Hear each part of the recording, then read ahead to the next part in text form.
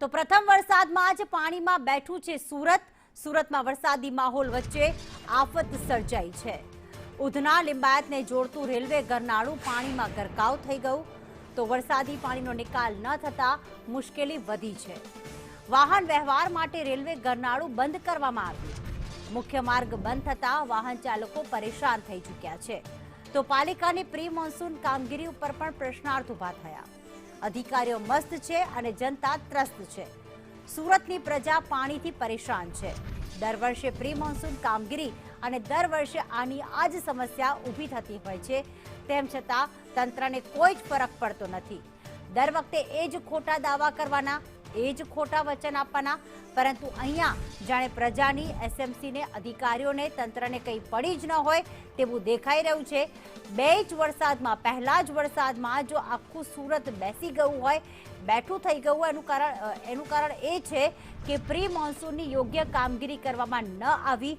જો કદાચ પ્રી મોન્સૂનની કામગીરી સમયસર અને યોગ્ય રીતે થઈ હોત તો પહેલા વરસાદમાં સુરતની આવી સુરત ના જોવા મળી હોત, કારણ કે વરસાદે બે ઇંચ વરસાદ વરસ્યો, વરસાદ રોકાઈ ગયો છે, અત્યારે વરસાદ નથી વરસી રહ્યો છેલ્લા 1 થી 1.5 કલાકથી, તેમ છતાં પાણી હજી ઓસરી નથી રહ્યા। હવે 1 વાગ્યા સુધી સુરતમાં જો ઓરેન્જ એલર્ટ આપવામાં આવ્યું હોય તો પછી કોર્પોરેશન શું કરશે? શું સુરત આખું ડૂબી જશે કે કેમ? કારણ કે 2 ઇંચ વરસાદમાં જો આવી હાલત થઈ હોય, ઘૂંટણસમાં પાણી ભરાઈ ગયા હોય, તો હજી જ્યારે બીજો વરસાદ વરસશે ત્યારે એસએમસી શું કરશે તે મોટો સવાલ છે। પણ એક ઉત્તર જરૂર આવી ગયો છે। સવાલ અનેક છે પણ જવાબ એ જ છે કે સુરતવાસીઓને આ સમસ્યામાંથી ન આ વર્ષે પરંતુ દર વર્ષે આ રીતે જ પસાર થવાનું છે, કારણ કે તંત્રના દાવા ખોટા અને બિલકુલ બેદરકાર તંત્ર જે છે તે કોઈ જ પ્રી મોન્સૂન કામગીરી કરતું નથી। ઠેર ઠેર પાણી ભરાવાના દ્રશ્યો હોય છે, ગરનાળામાં પાણી ભરાઈ જાય છે, રોડ રસ્તા ઉપર પાણી ફરી વળ્યા છે।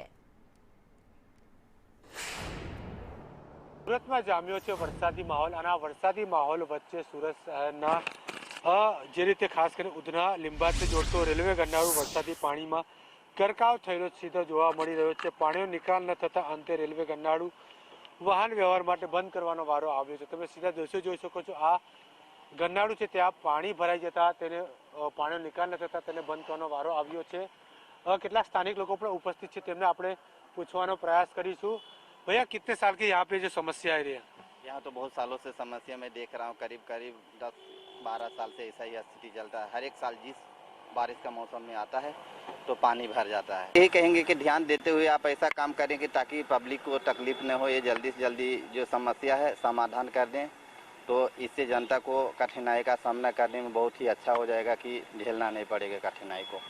બિલકુલ જે સ્થાનિક છે તે કહી રહ્યા છે છેલ્લા ઘણા વર્ષોની સમસ્યા છે અને આ કાયમની સમસ્યાનું કાયમી નિરાકરણ નથી આવતું। ત્યારે જ્યારે ધોધમાર વરસાદ વરસતો હોય છે ત્યારે આ જ રીતે આખું આખું ગરનાળું પાણી ભરાઈ જતું હોય છે, લોકો અહીંથી પસાર થતા હોય છે, પરંતુ જ્યારે પાણીનો નિકાલ ન થતો હોય છે ત્યારે અંતે પાલિકા દ્વારા આખું ગરનાળું બંધ કરી દેવામાં આવે છે। મહત્વની બાબત જ્યારે એ પણ છે કે જ્યારે પાલિકા દ્વારા આખું ગરનાળું અત્યારે હાલ બંધ કરવામાં આવે છે ત્યારે કોઈ પણ પ્રકારની બેરિકેડ પણ નથી લગાવવામાં, પરંતુ કોઈ વાહન ચાલક ચાહે તો અહીંથી પસાર પણ થઈ શકે છે, એ લોકોની ગાડી ફસાઈ શકે છે, મોટી દુર્ઘટના સર્જાઈ શકે, પરંતુ પાલિકાની ઘોર બેદરકારી પણ અહીં સામે આવી રહી છે। બંધ તો કર્યું જ છે પરંતુ કોઈ પણ પ્રકારની બેરિકેડ નથી માર્યું, કાયમી સોલ્યુશન નથી તેવું સ્થાનિકો દ્વારા કહેવામાં આવે છે। એટલે સ્થાનિક લોકો એમ પણ કહી રહ્યા કે કાયમી સોલ્યુશન આવે કાયમ તેવું તેમના દ્વારા માંગ કરવામાં આવ્યું છે। કેમેરામેન ભૂષણ ચોધરી સાથે ચંદ્ર પાંડે, સંદેશ ન્યૂઝ, સુરત।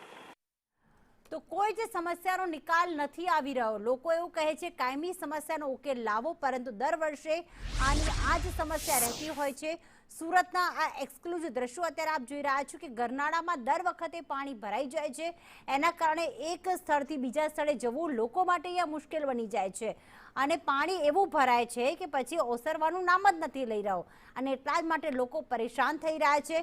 પ્રી મોન્સૂન કામગીરી હજી હમણાં જ પૂર્ણ થઈ છે એવું સુરત કોર્પોરેશન દ્વારા દાવા કરવામાં આવ્યા, પરંતુ હજી મોન્સૂનની શરૂઆત આ કહી શકાય। આખું મોન્સૂન, આખું ચોમાસું તો કેવું રહેશે સુરતવાસીઓનું તે પણ જોવાનું રહેશે, કારણ કે અત્યારે જો ઘૂંટણસમાં પાણી ભરાઈ જતા હોય, વાહનો અડધા ડૂબીને જો ચાલતા હોય તો પછી આખું ચોમાસું સુરત કેવી રહેવાની છે, સુરતવાસીઓની હાલત કેવી રહેવાની છે, કારણ કે હવે સુરતવાસીઓ જાણે ટેવાઈ ગયા છે। લોકો એ જ કહે છે કે અમે ચૂંટીને તો લાવીએ છીએ એમને, ટેક્સ પર યોગ્ય સમય ભરીએ છીએ, પણ સામે જે સુવિધા મળવી જોઈએ એ સુવિધાના નામે મીંડું છે.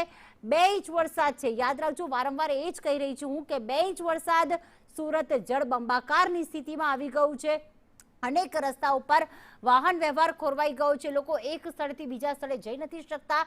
સૌથી મોટી મુસીબત એ થઈ શકે છે કે આજે વધુ વરસાદ પડશે તો સુરત જે છે એની આખી સુરત જ બદલાઈ જશે.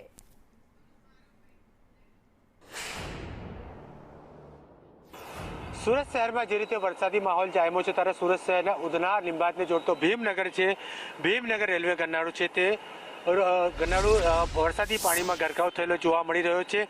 મહત્વની બાબત એ છે કે દર વખતની અહીંની સમસ્યા છે, પરંતુ અહીંની સમસ્યાનો કોઈ પણ પ્રકારનો અંત નથી, સોલ્યુશન નથી તેવું સ્થાનિકો દ્વારા કહેવામાં આવે છે. કેટલા વર્ષોની સમસ્યા છે અહીં?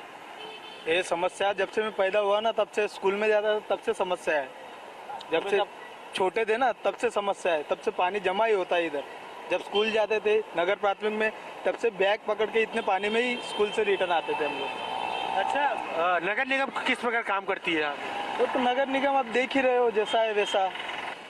બિલકુલ સ્થાનિક લોકો કહી રહ્યા છે કે જે પ્રકારની આ સમસ્યા વર્ષોની છે અને જે રીતે અહીં લોકો કહી રહ્યા છે કે આ વર્ષોની સમસ્યાનો અંત નથી, કારણ કે સ્થાનિકો કહે છે કે હું મારો જન્મ થયો ત્યારથી જ આ સમસ્યા છે અને કાયમની સમસ્યાનું નિરાકરણ નથી. તમે હાલ જોઈ રહ્યા છો કે તારે પાણીનું નિરાકરણ કરવા માટે એસએમસીના કર્મચારીઓ છે તે અહીં આવી પહોંચ્યા છે. તેમના દ્વારા ડ્રેનેજ લાઇનનું જે ઢાંકણું છે ઢાંકણું ખોલી દેવામાં આવ્યું છે. ત્યારબાદ અહીં કર્મચારીઓ આવે છે, ડ્રેનેજ લાઇનનું ઢાંકણું શોધે છે અને ખોલે છે. ત્યારબાદ પાણીનો ધીરે ધીરે નિકાલ થાય છે. હાલ તમે જોઈ રહ્યા છો વાહન ચાલકો હાલાકી ભોગવીને અહીંથી પસાર થઈ રહ્યા છે ધીરે ધીરે, પરંતુ આ સમસ્યાનો અંત શા માટે નથી તેઓ લોકો ઉઠાવી રહ્યા છે. ત્યારે પ્રી મોન્સૂનની કામગીરીને આખી પોલ આ જ કામગીરી ખોલી છે તેવું કહી શકાય છે અને કામગીરી જે છે માત્ર કાગળ ઉપર હોય તેવું આખા દ્રશ્યો બતાવી દે છે. કેમેરામેન ભૂષણ ચૌધરી સાથે જયેન્દ્ર પાંડે, સંદેશ ટુ સુરત.